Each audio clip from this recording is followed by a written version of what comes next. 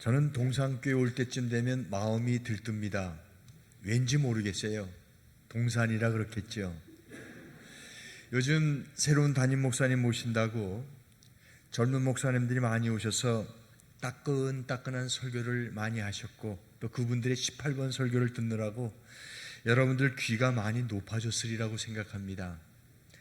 저는 나이도 있지만 따끈따끈하지도 않고 대단하지도 않습니다.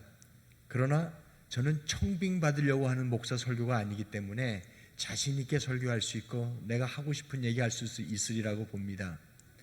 그리고 혹시 여러분들 가운데 쭉 지내봐도 저 양반이 더 낫다, 저 양반 모시자, 그럴 리는 절대로 없겠지만 저도 안 와요. 그런데 어쨌거나 그러니까 좀 편안한 마음으로 저분 설교 잘하나 저분이 잘하나 이렇게 견주어 봤는데 그거 없으니까 편안하게 설교 들을 수 있고, 또 이 시간이 오히려 어쩌면 은혜의 시간이 되어줄 수 있겠다라는 생각을 갖습니다. 그래서 저는 오늘 교회의 일꾼들, 이런 제목으로 하나님의 말씀을 드리겠습니다. 우리 예수님은 교회를 너무너무 사랑하십니다. 그렇기 때문에 주님께서는 설로 교회가 조금 잘못된다 할지라도 절대로 실망하지 아니하십니다. 우리가 잘 아는 요한계시록 2장 3장에 보면 소아시아 7교회가 나오지 않습니까? 그 교회 2교회는 그런대로 괜찮은 교회였지만 나머지 5교회는 아주 형편없는 교회였습니다. 그럼에도 불구하고 우리 주님께서 그 5교회를 놓고 절대로 절망하시거나 포기하지 않으셨습니다. 도리어 마지막 기대를 걸고 회개하라, 니네들 회개하라고 촉구하셨지요. 그리고 회개하고 이기기만 하면 내가 너희에게 이러이러한 상급을 주시겠다고 약속까지 해주셨습니다. 교회를 그만큼 귀하게 여기시기 때문에 포기하지 아니하셨다라고 말할 수 있지요. 우리 예수님께서 이처럼 교회를 사랑하시고 교회에 큰 기대를 걸고 계신다면 우리 예수님 때문에 구원받고 예수님의 사람된 저와 여러분, 얼마나 더 교회를 사랑해야 할 것입니까? 또 얼마나 교회에 깊은 관심을 가져야 할 것인가? 여러분, 우리가 교회를 사랑하게 되면, 내 교회다 생각하고 내 몸과 같이 아끼는 마음이 들면 이런 소원을 갖게 됩니다. 예수님이 그처럼 교회를 귀하게 보이셨는데 또 그렇게 사랑하신다면 나도 한평생 사는 날 동안 내 교회를 좋은 교회로 만들어야지, 그리고 좋은 교회 다니면서 우리 주님의 마음을 기쁘게 해드려야겠다, 이런 생각을 우리가 갖지 않겠습니까? 이것은 바로 저의 소원이고 또 여러분의 소원이어야 합니다. 그리고 이 좋은 교회라고 하는 것은 하루아침에 하늘에서 뚝 떨어지는 법이 없습니다. 좋은 교회는 차곡차곡 만들어지는 겁니다. 그렇다면 어떻게 하면 좋은 교회가 될 수 있는가? 어떻게 하면 좋은 교회를 만들 수 있는가? 우리 각각 한 사람 한 사람이 좋은 성도가 되면 우리 교회는 좋은 교회가 될 수 있습니다. 좋은 교회 전제 조건은 우리 각각 한 사람 한 사람이에요. 우리 개개인이 주님이 칭찬하시는 성숙한 그리스도인이 되지 못한다면 절대로 여러분이 앉아있는 이 교회는 좋은 교회가 되어줄 수 없어요. 이것이 좋은 교회가 되는 공식입니다. 여러분, 우리가 이왕에 예수 믿고 이왕에 교회 다닐 바에는 내 교회가 좋은 교회가 되어야 하지 않겠습니까? 살았다고 하는 이름은 있지만 죽은 송장이나 다름없는 사대교회, 자만에 빠져 첫사랑을 잃어버린 라오디아 교회, 그런 교회에 뭐할로 몸을 담고 있습니까? 기왕이면 빌라델피아 교회와 같이 우리 주님이 칭찬하시는 좋은 교회를 다녀야 하지 않겠습니까? 여러분이 동산교회에 몸 담고 있는 이상 여러분이 이 동산교회가 여러분의 교회가 되어져야 하고 여러분에게 좋은 교회로 만들기 위해서 여러분의 헌신과 노력을 아끼지 말아야 할 것입니다. 바울 사도는 오늘 로마서 마지막 장에 그의 생애의 유일하고 최고의 비전이었던 복음을 땅끝까지 전하기 위해 주께서 세우신 교회를 위하여 바울과 함께 더불어 수고하고 있는 일꾼들 쭉 1절로 20절까지 소개해주고 있습니다. 저는 오늘 로마서 16장에 나오는 사람들 살펴보면서, 일꾼들을 살펴보면서 은혜를 나누려고 합니다. 저는 길게 해도 괜찮고 짧게 해도 괜찮아요. 지난번에 왔을 때 선물 받으신 분들 계시죠? 저는 못해도 선물 때문에 나를 기억하는 분이 있을 거라고 봐져요. 기억나십니까? 그때 20분 설교를 했어요. 그랬더니 어떤 분이 목사님 그렇게 재미있는 설교 좀 길게 하시지 그러셨어요. 그래서 오늘은 40분 설교하려고 그래요. 우리 교회에서는 20분 이상 한 적이 없습니다. 요즘 특히 코로나 때문에 제가 아래에 앉아가지고 예배를 드려보는데 어떤 분을 모셔서 설교를 들었는데 한 30분 하는데 15분 지나니까 집중력이 사라지더라고. 솔직하게 마스크 쓰니까 빨리 끝났으면 좋겠다 하는 생각이 들더라고. 근데 오늘은 40분은 좀 세고 앞으로 한 20분에서 25분 정도 하겠습니다. 왜냐하면 이 로마서 우리 좀 마지막 장에 보게 되면 사람들이 많이 나오는데 제가 이 좋은 일꾼들을 소개해 주고 가려고 그래요. 다른 얘기 하나도 할 거 없어요. 한 사람 한 사람 얘기하고 오늘 말씀을 마치겠습니다. 로마서 16장에는 모두 33명의 교회 일꾼들이 등장합니다. 우리나라의 독립선언문에 서명한 사람이 33인이에요. 그 숫자가 33명, 숫자가 똑같으니까 여러분이 안 잊혀지리라고 봅니다. 그 중에 24명은 로마교회 성도들이고 9명은 고린도교회 성도들입니다. 겐그레아 지역이라 그랬는데 겐그레아 지역이라고 하는 것은 고린도 내에 있는 지역인데 고린도 내에서도 좀 외곽지대라고 볼 수 있습니다. 그 중에는 남자도 있었고 여자도 있었고 여성의 이름이 9명이나 등장하고 있는 것을 볼 수 있어요. 젊은이도 있었고 늙은이도 있었고 싱글도 있었고 부부도 있었고 귀족도 있었고 노예도 있었습니다. 사업가도 있었고 공무원도 있었고 유식한 사람 무식한 사람 다 있었어요. 그러나 다 함께 이 사람들은 더없이 소중한 교회의 일꾼들이었다는 사실입니다. 오늘 우리는 이들이 어떤 의미에서 바울 사도에게서 교회의 일꾼이라는 인정을 받게 되었고 또한 참된 교회의 일꾼은 누구였는가? 라는 질문에 대한 대답을 오늘 로마서 16장에서 우리가 찾아보려고 하는 것이죠. 첫째로 그들은 주님의 일꾼이었습니다. 본문에서 가장 빈번하게 등장하는 단어 중에 하나가 있다면 그리스도 안에서 하나님의 일꾼 그리스도 안에서였다는 것이죠. 3절에 보면 너희가 그리스도 예수 안에서 나의 동역자들인 브리스길라와 아굴라에게 문하노라. 7절 마지막 부분에 보면 뭐라고 써 있습니까? 그리스도 안에 있는 자라 그랬어요. 8절 주 안에서 내 사랑하는 암블리아.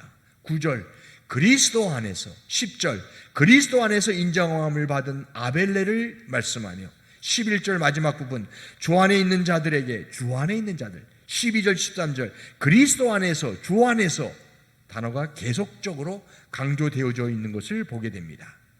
그리스도 안에서라는 이 단어는 바울 신앙, 즉 바울의 신앙 고백의 핵심이다 그렇게 말할 수 있습니다.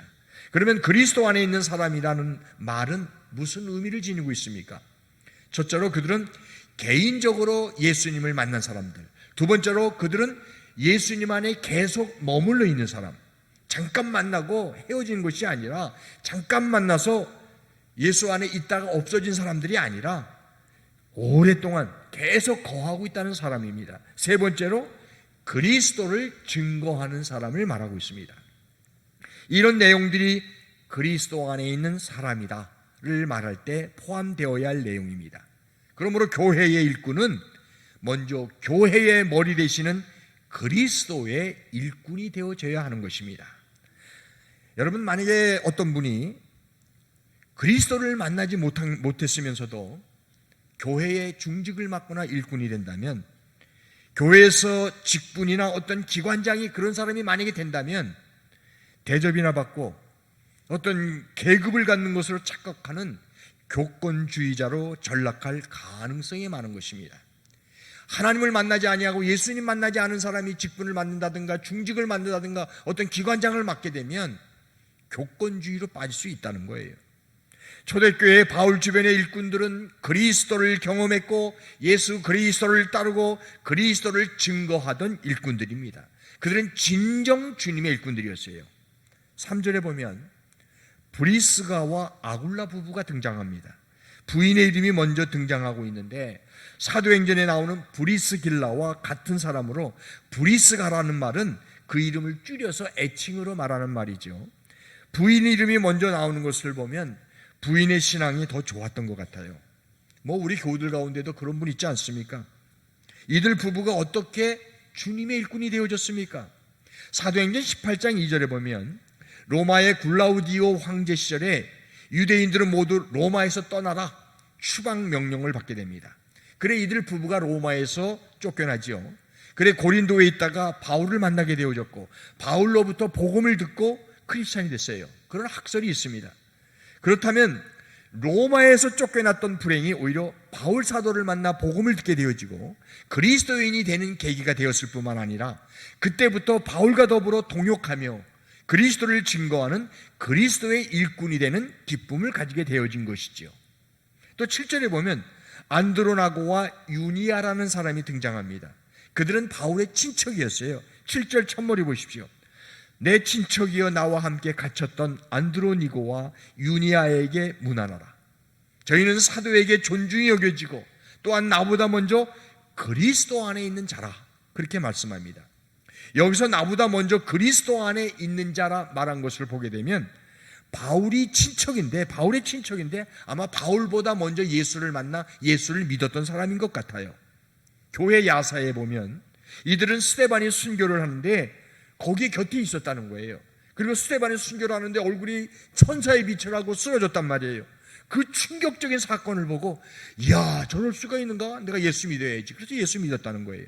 그래 먼저 예수 믿고 나서 자기 집 가문에서 제일 똑똑하고 실력 있는 인물이 바울이었단 말이에요. 사울이었지. 야, 저 인간이 예수 믿으면 참 좋겠다 생각을 하고 온 가족이 바울을 위해서 기도했다라는 야사가 있어요. 이러한 상황을 추적해 보게 되면 바울의 회심의 배후에는 바울이 예수를 믿도록 기도한 친척들이 먼저 있었다는 사실을 우리가 추정해 볼 수가 있습니다. 그들은 바울 사도를 그리스도 앞으로 인도했고 바울과 더불어 전도했을 뿐만 아니라 7절을 보면 나와 함께 갇혔었다라고 말씀합니다. 나중에는 바울의 복음 사역에서 바울이 받는 고난에 동참하는 자들이 되어져서 이 고난을 함께 나누며 그리스도를 증거하는 일꾼된 삶을 살았다라는 사실을 우리가 알 수가 있습니다. 그 다음에 13절에 보면 주 안에서 택하심을 입은 루포와 그의 어머니라는 사람이 등장하지요. 여러분이 루포가 누군지 아십니까? 루포 아시는 분 계세요? 루포. 이 가방은 성경 찬송가 가방이 아니라 건빵 가방입니다. 이 안에 제가 건빵을 한 보따리 갖고 왔어요. 우리 교회는 이 건빵을 제가 가끔 나눠줘요. 이게 하나에 200원인데요 마약 건빵입니다. 하나 먹기 시작하면 끝까지 가야 돼요. 종점까지 가야 됩니다. 하나만 먹고 말아야지 그런 사람이 없어요. 하나 받으면 끝까지 다 갑니다. 하나에 200원이니까 1000개 사봐야 20만 원밖에 안 해요. 그걸 내가 교회에다 사다 놓고 예배 마치고서 가끔 가다가 우리 교우들에게 하나씩 나눠줘요. 이걸 한번 잡숴 보신 분들은 저한테 어떤 청년은 문자까지 보내줘요. 카톡으로 목사님 건빵에 은혜 받았어요. 다음 주에 하나 더 주시면 안 되겠어요? 그거 이거 200원 되고 못 주겠어요? 근데 맛은 기가 막혀요. 그래서 저도 차에다 놓고 가끔가다 하나씩 먹는 딱 2개만 먹고 말아야지. 그런데 2개가 아니고 꼭 종점까지 간다고요. 근데 내가 한 가지 물어볼게. 루포의 아버지가 루포는 잘 모르지만 그러면 루포의 아버지가 누굽니까? 루포의 아버지 아는 사람 건빵 드립니다. 마약 건빵 하나 더 드리겠습니다. 2개. 루포의 아버지도 몰라요? 그럼 제가 한번 성경 읽어드릴게요. 마가복음 15장 21절을 찾아서 누가 한번 읽어주시죠. 마가복음 15장 21절. 제일 먼저 읽은 사람 건빵 드릴게요.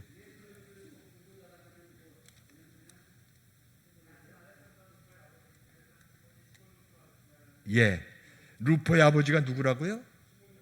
구레네 사람 시몬.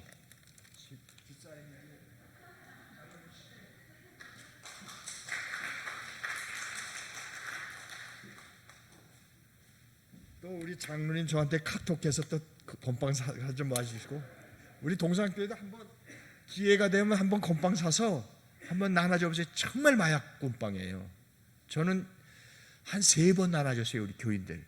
근데 그 건빵에도 은혜 받대요. 어쨌거나 오늘 보니까 루포는 잘 모르지만 루포의 아버지 오늘 마가복음 15장 21절을 보니까 제가 읽어드릴게요. 루포의 아버지인 구레네 사람 시몬이 시골로서 와서 지나가는데 저희가 그를 억지로 같이 가게 하여 예수의 십자가를 지우고. 여러분, 구레네 사람 시몬은 본래 북아프리카 출신이에요. 그런데 유대인 배경을 가졌기 때문에 유월절 명절을 지키기 위해 예루살렘에 왔다가 예수가 골고다에 처형당하기 위해 가고 있는 광경을 저 멀찍이 구경하던 중에 군병에게 붙잡혀서 억지로 십자가를 지고 골고다 언덕을 올랐던 사람입니다. 그러나 그는 여러분 보십시오.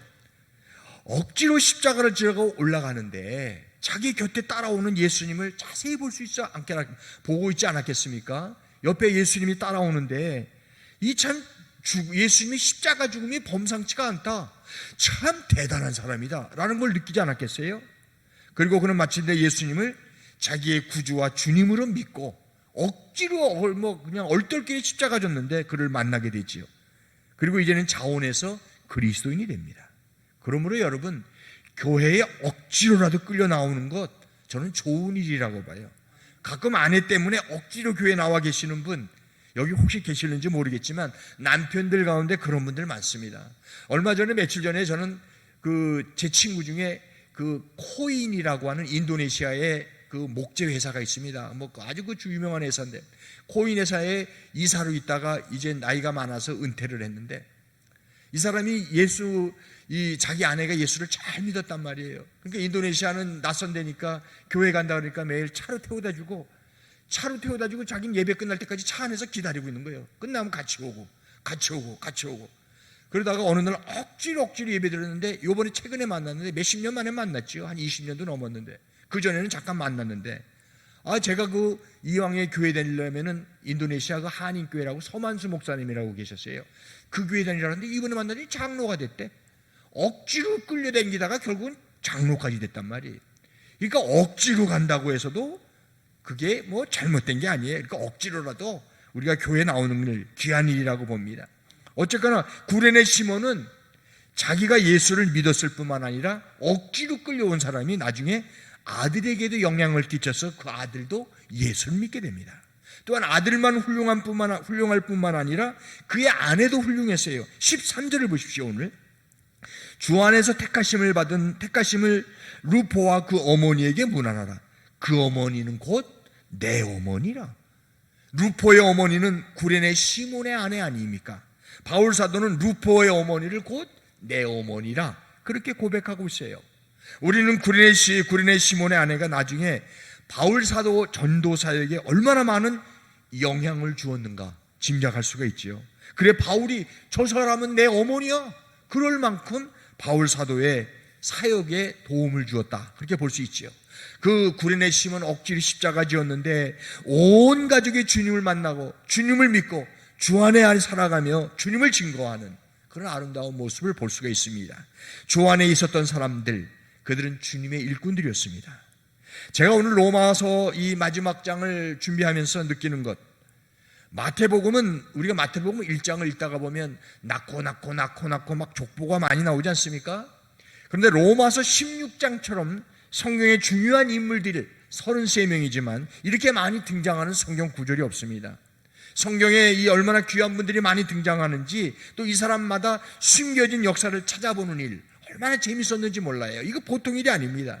그런데 이름마다 숨겨진 그 아름다운 감동적인 얘기가 너무 많다는 것을 우리는 여기에서 발견할 수가 있지요. 여기 명단에 보면 재미있어요. 로마의 귀족들도 많이 등장합니다. 여러분 보십시오. 10절에 보면 아리스토블로가 등장하고 11절에 보면 나기스라는 사람이 등장하고 15절에는 네레오라는 사람이 등장합니다. 그런데 이들이 공통점은 다 로마의 귀족이었다는 사실이에요. 아리스토블로는 헤롯 대왕의 손자로서 그 당시에 로마에 거주했고 나기스는 글라우디오라고 하는 유명한 로마 황제의 개인적인 비서였습니다. 네레오는 도미티니우스 황제 시절에 그 황제 바로 아래에서 막강한 권력을 잡고 있었던 홀레비우스 클레멘스라는 집정관의 비서 역할을 맡고 있었던 사람입니다. 이들은 모두가 로마의 귀족이었어요. 그래 공통점이 있었을 뿐, 귀족이라는 공통점이 있었을 뿐만 아니라 동시에 기독교가 잔인하게 핍박을 받던 시대에 살며 예수를 믿었던 사람들입니다. 이런 위험한 시대에 살면서도 위험하게 크리스찬이 되었다는 사실인데, 특별히 여러분 네레오라고 하는 사람의 얘기는 로마 역사에 여기저기 많이 기록되어져 있어요. 그래서 이 사람에 대한 일화를 많이 수집할 수가 있었는데, AD 95년에 로마에 한 사건이 일어났죠. 로마의 막강한 권력을 잡고 있는 사람들 중에 크리스찬이 있다는 사실을 발표하게 됩니다. 도미티니우스 황제가 크리스찬들을 가혹하게 핍박하는 명령을 내리고 많은 그리스도인들을 감옥에 집어넣고 있었던 그 동일한 해에 황제 바로 밑에 있었던 홀레비니우스 클레멘스 집정관이 크리스찬이었다는 사실이 발표가 되어져서 온 로마가 발칵 뒤집어지는 깜짝 놀랄 뉴스가 된 적이 있어요. 그런데 보십시오. 이 클레멘스의 비서가 바로 네레오라고 하는 사람이었습니다. 그래서 사도 바울이 마지막 이 로마서를 쓰면서 네레오에게도 문안하라. 그런데 이 홀레비우스 클레멘스의 아버지가 유명한 분인데, 그 아버지의 이름은 홀레비우스 사비누스라고 하는데, 이 사람은 AD 64년 로마의 네로 황제가 로마에 불을 질러놨지요. 그리고 그 책임을 우리 크리스찬들에게 덮어 씌워서 모든 크리스찬을 가혹하게 잡아들이게 합니다. 그때 총책임자가 바로 홀레비우스 사비뉴스였던 것인데, 바로 그의 아들이 크리스찬이 되었다는 사실입니다. 깜짝 놀랄 일이 아닐 수가 없습니다. 어떻게 그것이 가능합니까? 한 야사에 보게 되면 원형 경기장에서 크리스찬들의 몸이 호랑이나 사자에게 던져져서 참으로 길길이 찢김을 받는 순간, 그리고 크리스찬들의 몸이 화형식에서 불타올라 하늘 향해 연기로 끌어오는 장면, 그런 가운데서 이 크리스찬들이 죽어가면서 찬양하는 것을 끝이지 않았단 말이에요. 그 그리스도인들, 하나님의 사랑을 증거하고 그리스도는 구세주요 주님이라고 담대하며 증거하며 죽어가는 그 모습을 보면서 그때 최고 책임자의 아들이었던 클레멘스가 그 광경을 보고 큰 충격을 받는 거예요. 야, 도대체 뭐가 이 사람들로 하여금 이 경기장에서 찬양을 가능하게 만들었을까? 저렇게 맹수에게 짓밟히고 씹히면서도 어떻게 노래를 할 수 있단 말인가? 그것을 고민하던 가운데 비밀리에 크리스찬들과 접촉합니다. 그리고 복음을 듣고 그리스도인이 되어졌어요. 이것이 가능하도록 뒤에서 배우 역할을 해주었던 사람이 네레오라는 사람이었다는 것이죠. 이들은 한결같이 우리보다 훨씬 믿기 어려운 상황 속에서도 부활하신 예수 그리스도를 개인의 구세주와 주님으로 만납니다. 그리고 그리스도 안에 살아가는 거예요. 그리고 그리스도를 증거하는 사람들이 되어진 것입니다. 그들은 먼저 교회의 일꾼이 되기 전에 진정한 주님의 일꾼이 되어졌던 것이죠. 두 번째로, 참된 일꾼이란 주님의 일꾼일 뿐만 아니라 주님의 사람들의 일꾼이 되어졌어요. 여러분, 교회는 조직체입니다. 살아있는 생명체다, 그렇게 말할 수 있지 않습니까? 구속받은 사람들이 만드는 공동체가 바로 교회입니다. 이 공동체의 생명은 뭡니까? 사람들이 많이 모였다, 숫자에 있다고 봅니까? 저는 교회는 숫자가 중요한 것이 아니라고 봐요. 그 교회에 하나님이 쓰시는 사람들이 얼마나 있는가, 얼마나 거기에 모여 있는가가 중요하다고 봅니다. 아무리 숫자가 많이 모여도 하나님의 쓰시는 사람들이 없다면 그것은 세속적인 조직체와 뭐가 다를 바가 있겠습니까? 초대교회의 생명력은 숫자는 그렇게 많지는 않았어도 그들의 대부분은 하나님께 쓰임을 받는 사람들이었어요. 그들이 살아 움직이는 바로 생동하는 생명체, 유기체였다는 사실이죠. 오늘 저와 여러분이 함께 읽는 로마서 16장에 등장하는 인물들이 다 그런 인물들이었어요. 특별히 그들은 하나님께 쓰임받는 사람들이 마음껏 자유롭게 영광스럽게 멋지게 일할 수 있도록 그들을 도와주는 동시에 또한 함께 사역하는 사역자들이라는 공통점을 갖고 있습니다. 1절을 한번 보십시오. 1절에 누가 나옵니까? 베베가 나오지 않습니까? 내가 갱그리아 교회의 일꾼으로 있는 우리 자매 베베를 너희에게 천거하노니. 좀 전에 말씀드린 대로 갱그리아는 고린도라는 도시에 속해 있습니다. 그러나 다운타운에서 약 9마일 정도 떨어진 항구 도시입니다. 우리나라로 말하면 제 생각에 아마 이 광명시에서 한 인천 정도 거리는 되지 않을까 싶습니다. 베베가 거기에 있다가 고린도에 와서 바울을 만납니다. 그리고 바울로부터 너 이 편지 좀 전해주라는 그런 부탁을 받게 됐죠. 그래 바로 로마서라는 편지를 가지고 겐그레에서 고린도를 거쳐서 로마까지 달려갔던 사람이 베베라고 하는 자매입니다. 바울은 베베를 그가 친히 추천하는 일꾼이라 로마 교회에게 편지를 쓰고 있어요. 그리고 이 자매에 대해서 뭐라고 소개합니까? 2절, 이는 그가 여러 사람과 나의 보호자가 되었습니다.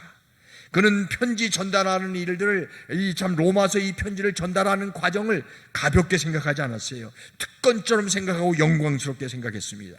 여러분, 이렇게 이런 사람들을 통하여 바울의 사역이, 하나님의 위대한 사역이 영광스럽게 1세기에 펼쳐나갔습니다. 그 다음에 누가 나옵니까? 브리스가와 아굴라. 다시 한번 생각해 볼게요. 그들은 로마에서 쫓겨나 고린도에 와서 바울을 만나 함께 바울과 사역을 합니다. 그리고 바로 고린도 교회의 중요한 역할을 했던 자리가 바로 브리스가와 아굴라의 집이었어요. 5절에 보면 또 저희 교회에게도 문안하라. 그들은 자신의 집을 교회로 개방했습니다. 여러분, 여러분의 집을 교회로 개방할 수 있습니까? 개방이 뭡니까? 목사가 신방 간다 그래도 오지 말라는데 지금 시대가 그렇지 않습니까? 개방은 어디 교회, 내 집을 교회로 하겠습니다. 매 주일 코로나 때문에 우리 집에 와서 예배 드리세요. 여기에 그럴 분이 몇 분이나 계시겠습니까? 집 개방 쉽지 않아요. 헌신하지 않으면 자기의 집을 열어놓지 못하지요. 그 다음에 바울이 고린도에서 에베소로 가니까 다시 에베소까지 쫓아가서 에베소 교회를 위해 따라갑니다. 그리고 브리스가와 아굴라는 에베소에서 어떻게 했습니까? 자기의 집을 또 개방을 했어요. 에베소 교회도 바로 이 브리스길라 아굴라의 집에서 중요한 역할을 시작하지요. 그리고 바울이 로마로 가니까 다시 로마로 따라갑니다. 아니, 로마로 도착하기도 전에 이미 먼저 로마에 와 있었어요. 그리고 바울은 이렇게 편지를 쓰지 않습니까? 오늘 5절에 보니까 또 저희 집에 있는 교회에도 문안하라. 즉 브리스가와 아굴라의 집에 있던 그 교회에 문안하라. 그들의 집이 교회로 쓰여지고 있다는 사실을 설명해 주는 것이죠. 3절로 4절로 보면 바울은 이들에 관해서 뭐라고 설명합니까? 너희가 그리스도 예수 안에서 나의 동역자들인 브리스가와 아굴라에게 문안하라. 저희는 내 목숨을 위하여 자기의 목이라도 내어놓았나니 나뿐 아니라 이방인의 모든 교회도 저희에게 감사하느니라. 얼마나 귀한 종들입니까? 아마도 그들은 바울이 에베소에서 이방신을 섬기는 사람들에 의해 목숨의 위협을 받았을 때 생명을 걸고 바울을 보호하는 역할을 브리스가와 아굴라 부부가 했으리라고 봅니다. 바울은 얼마나 행복한 동역자를 갖고 있었는지 몰라요. 바울이 1세기에 그 놀라운 역사를 이룰 수 있었던 것은 바울 곁에 이러한 하나님의 종들이 함께 더불어 있었기 때문에 바울이 큰 일들을 했을 것이라고 저는 추측합니다. 갈라디아서 4장 15절, 갈라디아 성도들이 바울을 향해 뭐라 그랬습니까? 저희는 눈이라도 빼어줄 정도로 나를 사랑했노라 말해주고 있지 않습니까? 이런 동역의 역사가 바울에게 세계를 복음화시키는 위대한 힘이 되어줄 수 있다고 봅니다. 또한 22절에 보면 더디오라고 하는 사람이 나옵니다. 더디오에 대해서 설명하실 분 계십니까? 5개짜리인데 이건 곰빵. 더디오, 제가 설명해 드릴게요. 22절에 보면 이 편지를 대성하는 나 더디오는 주 안에서 너희에게 문안하노라 소개합니다. 더디오라는 말은 셋째라는 말이에요. 영어로 더 서드, 세 번째예요. First, second, thir드라는 뜻이에요. 근데 이 사람이 어떻게 이름이 셋째가 되어졌습니까? 참 재밌어요. 그 당시 로마 사회의 노예들은 이름이 다 박탈되어졌어요. 우리 일제시대 때 이름 다 박탈되지 않았습니까? 그래 어떤 귀족이 노예를 여러 사람 고용하게 되면 이름을 부르지 않아. 야, 첫째, 둘째, 셋째, 이름이 없어요. 그런데 아마도 이 더디오는 셋째였던 것 같아요. 서드. 그 다음 절에 보면 구아도라는 이름이 나옵니다. 구아도라는 말은 넷째라는 말이에요. 참 흥미있는 이름들 아닙니까? 그러나 노예였지만 이 사람들은 머리가 좋은 사람이었는가 봐요. 지성이 있었는 사람인가 봐요. 똑똑한 사람들이었는가 봐요. 그리고 예수를 잘 믿었는가 봐요. 그래 바울 사역에 중대한 도움을 제공해주고 있죠. 22절에 보면 이 편지를 더디오가 기록했다. 그렇게 기록하고 있지 않습니까? 여러분, 로마서는 바울이 친히 쓴 편지가 아니지 않습니까? 아마 바울이 성령의 영감 속에 줄줄줄 불러주면 더디오가 줄줄줄 기록했을 것이라고 봐져요. 그래서 오늘날 로마서가 탄생했고, 오늘 여러분과 제가 이 로마서를 읽을 수가 있지 않습니까? 성경 66권 가운데 가장 핵심적인 얘기, 로마서라 하지 않습니까? 이 로마서를 더디오가 기록했다는 거예요. 만약 더디오가 이렇게 반응했다면 어떻게 되어졌겠습니까? 내가 뭐 편지나 쓰는 사람이요, 줄줄 불러주는 거 갑갑하게 내가 그거나 쓰는 사람이요, 만약 베베가 내가 편지나 들고 그 로마까지, 그때 교통이나 불편하죠? 얼마나 어려웠습니까? 지금처럼 자동차가 있습니까? 비행기가 있습니까? 배 타고 산을 넘어 물을 건너 그러고 가는 그 상황이에요. 그러나 그 귀찮은 일을 귀찮다고 여기지 않았어요. 작은 일을 작다고 여기지 않았어요. 그들은 이러한 사역들을 통하여 위대한 복음의 사역을 이루어내어 1세기 안에 이들을 통하여 이렇게 전개되어졌다는 사실, 우리가 잊어서는 안 될 것입니다. 여러분, 교회에 대한 충성이라는 말은 매우 모호한 단어일 수 있습니다. 우리는 교회라는 조직체를 향해서만 충성하는 것이 아니라 때로는 진정한 충성은 하나님이 쓰시는 사람들에 대한 섬김도 충성이라고 봅니다. 저는 그것이 동역이어야 한다는 사실을 여기서 가르쳐주고 있다고 보고 있어요. 뭐 그런 분들이 경우에 따른 목사님일 수도 있고, 때로는 장로님일 수도 있고, 복음의 일을 감당하는 어떤 사역자일 수도 있고, 때로는 선교사일 수도 있고, 이런 분들 다 교회 일꾼 아닙니까? 어떤 의미에서 그들은 주님의 일꾼이었고 주님의 사람들의 일꾼이었습니다. 별 볼 일 없고 보잘것 없어 보였지만 그들을 통하여 얼마나 큰 역사가 이루어졌습니까? 세 번째로, 그들은 또한 주님의 사람들 사이에 평화를 만드는 일꾼들이었습니다. 로마서 16장에 등장하는 이 33명의 일꾼들을 쭉 소개하면서 16장에서 가장 많이 등장하는 단어가 있어요. 그 단어가 뭔지 아십니까? 무난하라, 무난하라, 무난하라. 매 단어가 거의 9절마다 반복되고 있어요. 3절, 5절, 6절, 8절. 개인적으로 문안을 전달하고만 한다라고만 생각하지 마시고, 이 문안이 그들의 삶 속에 생활화되어지기를 바울이 얼마나 열망하고 있는가 우리가 짐작할 수 있습니다. 16절, 너희가 거룩하게 입맞춤으로 서로 문안하라. 그리스도의 모든 교회가 다 너희에게 문안하느니라. 문자 그대로 초대교회 그리스도인들은 입을 맞추면서 서로 문안하고 사랑을 나누었습니다. 지금의 저와 여러분들에게는 익숙하지 않은 문화겠지요. 여러분, 성공적인 교회 생활의 열쇠, 교제에 있습니다. 교회 안에 사랑의 교제가 없다면 그 교회는, 사랑의 교제가 있다면 그 교회는 생동합니다. 그 사랑의 교회를 잊어버리면 교회는 복음의 능력을 나타낼 수가 없습니다. 그러므로 교회가 교회되기 위해서는 교회 안에 성도의 교제가 아름답고 견고하고 영광스럽게 지켜져 나가야 할 것입니다. 교회의 모든 일꾼들은 생명을 걸고 교회 안에 교제들이 아름답고 영광스럽고 따뜻하고 풍성하도록 만들어야 할 책임이 있는 것입니다. 로마 교회 위기 있었습니다. 물론 로마 교회는 그 위기를 직감하고 위기를 예방함으로 그 위기를 잘 극복할 수 있었어요. 여러분, 사람들이 모이는 곳이에요. 사람들이 모이는 곳이니까 별의별 인간이 다 있지 않습니까? 공동체 안엔 그러므로 항상 위기가 뒤따를 수 있어요. 고린도 교회에도 위기가 있었고 로마 교회에도 위기가 있었어요. 그러나 그들은 그 위기를 예방하고 잘 극복한 것을 보지요. 어떤 위기가 있었습니까? 17절, 18절을 통해 알 수가 있지요. 제가 읽습니다. 형제들아, 내가 너희들을 권하노니 너희가 배운 교훈을 거슬러 분쟁을 일으키거나 거칠게 하는 자들을 살피고 그들에게서 떠나라. 이 같은 자들은 우리 주 그리스도를 섬기지 아니하고 다만 자기들의 배만 섬기나니 교활한 말과 아첨하는 말로 순진한 자들의 마음을 미혹하느니라. 로마 교회에 분쟁을 야기시키는 사람들이 있었어요. 그러나 19절을 보니까 너희의 순종함이 모든 사람에게 들리는지라. 그러므로 내가 너희를 위하여 기뻐하노라. 대다수의 성도들은 견고하게 서 있었어요. 그래서 바울이 말하기를 너희가 선한 데 지혜롭고 악한 데 미련하기를 원하노라. 바로는 중요한 예언적인 권면을 그 다음 20절에서 말합니다. 평강의 하나님께서 속히 사탄을 너희 발 아래서 상하게 하시리라. 왜 평강의 하나님을 강조했겠습니까? 평강의 하나님의 반대는 분쟁의 신입니다. 그 분쟁의 신이 바로 사탄입니다. 사람이 대적이 아닙니다. 사람이 사탄의 도구가 되는 것이 문제라 이 말씀이지요. 사탄이라는 말은 대적이라는 말이고 마귀란 말의 뜻은 영어로 데블, 히라버러로 디아블로스라고 합니다. 그래서 디아라는 말은 영어 가운데 between 이란 뜻이고 블로스라는 던진다는 것입니다. 그러니까 throw between, 즉 가운데 던져진다라는 뜻입니다. 그러니까 사탄 마귀는 자꾸만 던져져서 헤쳐놓고 이간시키는 것을 우리는 사탄 마귀라는 것입니다. 이게 마귀가 전문적으로 하는 거예요.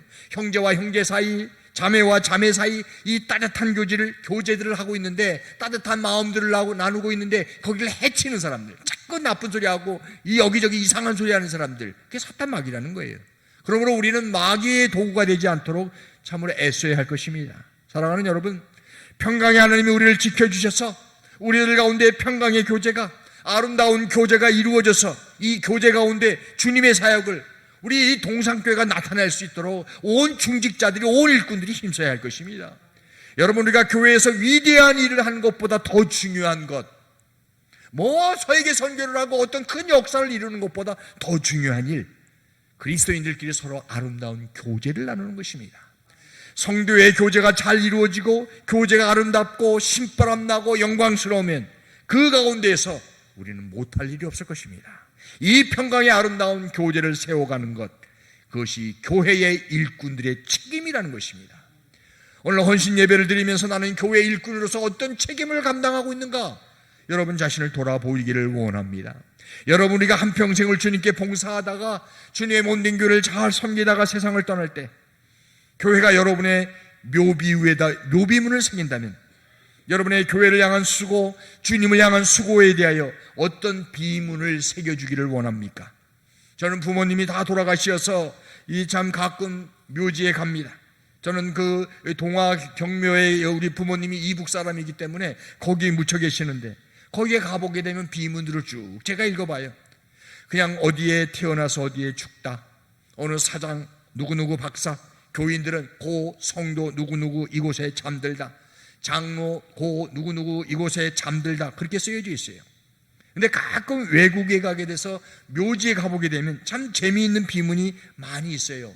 제가 본 비문 가운데 기억나는 비문이 하나 있는데 이런 글이 있습니다. 부지런한 내 딸 여기에 잠들다, 부활의 때에도 제일 먼저 일어날 것이다. 감동이 되더라고요. 어떤 분이 묘지에 가서 보시고 와서 저에게 이야기해 주셨어요. 제가 직접 본 게 아니라 들은 얘기입니다. 사는 동안에 말 많고 잔소리 많은 아내가 죽었는데 아내의 비석에 비문을 이렇게 썼대요. 사랑하는 내 아내 여기에 잠들다, 제발 내 아내를 깨우지 말아다오. 여러분, 한평생 주님 섬기다 가실 여러분의 무덤 위에 어떤 비문이 새겨지기를 원하십니까? 저는 이런 비문이 새겨졌으면 참 좋겠어요. 10절을 보십시오. 그리스도 안에서 인정함을 받은 아벨레에게 문안하라. 우리가 아벨레에 대해서 별로 아는 것은 없지만 너무 아름다운 한마디 아닙니까? 그리스도 안에서 인정함을 받은 아벨레. 여러분의 무덤 앞에 그렇게 새겨질 수만 있다면 얼마나 좋겠습니까? 내가 원해서, 여러분이 스스로가 원해서가 아니라 우리 교회가 이분의 묘지는 이렇게 만들어 줍시다, 이분의 비문에 이렇게 세웁시다. 여러분의 수고와 봉사를 평가하며 마지막에 그리스도 안에서 인정함을 받은 정태중 이곳에 잠들다. 얼마나 정장로님 훗날 자식들에게 영광이겠습니까? 그리스도 안에서 인정함을 받은 조수형 이곳에 잠들다. 이렇게 비문이 새겨질 수 있기를 소망합니다. 12절에 보면 주 안에서 수고한 두루베나와 두루보사에게 문안하라. 두루베나와 두루보사는 쌍둥이에요. 이 두루라는 말은 노마식에 의하면 쌍둥이에 붙여주는 이름입니다. 베나라는 말은 우아, 보사라는 말은 섬세. 우아하고 섬세한 이름을 가졌던 쌍둥이 자매들의 수고에 대해서 주 안에서 수고한 두루베나와 두루보사라고 얘기합니다. 12절 후반부에 보면 주 안에서 많이 수고하고 사랑하는 버시가 나옵니다. 이들도 다 여성입니다. 여러분, 우리가 봉사가 끝났을 때, 우리 일평생의 봉사가 끝났을 때 교회가 여러분들에게 어떻게 기록을 해줄 것입니까? 어떤 평가를 내려줄 것입니까? 이것은 바울 사도에 의해서 기록된 것이지만 기록되도록 역사하시는 이는 성령님이라고 보고 있습니다. 그러므로 이것은 하나님 자신께서 인정해 주신 것입니다. 저와 여러분이 우리의 생애가 끝났을 때, 우리의 인생이 마지막이 되어졌을 때 주 앞에서 이런 인정, 이런 칭찬과 가치를 남기는 봉사자들이 되어져야 하지 않겠습니까? 우리의 바라기는 오늘 헌신 예배 드리는 귀한 일꾼들을 비롯해서 우리 동산교회 모든 우리 성도들은 그리스도의 일꾼들이 되어지는 그 축복을 다 누리시기를 주님의 이름으로 축복합니다. 건빵 받고 싶으신 분들은 나오셔서 받아가시기 바랍니다. 이따가 예배 마치고 제가 가져가면 뭘 하겠어요. 그러나 뭐 있는 집 교회들이니까 안 받아가겠지. 그러나 막 갖고 싶은 사람은 와서 받아가십시오. 기도하겠습니다. 하나님 아버지, 오늘 헌신 예배 드리며 로마서 16장의 33명 참 하나님의 일꾼들, 교회 일꾼들에 대해서 잠깐 살펴봤습니다. 우리 모두도 부족하지만 하나님이 쓰시면 그리스도의 온전한 일꾼이 되어지며 동산교회 큰 일꾼이 되어질 줄로 믿습니다. 하나님, 우리 오늘 헌신 예배를 드리고 또 우리 동산교회 모든 일꾼들은, 교우들은 하나님이 보시기에 합당한 교회 일꾼들이 되며 하나님 영광을 위해 남은 생에 쓰임받는 그런 종들이 다 되도록 인도하여 주옵소서. 자손들이 아름답고 멋지게 비문을 만들어줄 정도로 아름답게 살아가는 종들이 되도록 인도하시고, 특별히 귀하신 새로운 목사님을 모시는 가운데 있습니다. 이 일도 은혜로 순재롭게 복되게 이루어져 나갈 수 있도록 주님 축복하여 주옵소서. 예수님의 이름으로 기도하옵나이다. 아멘.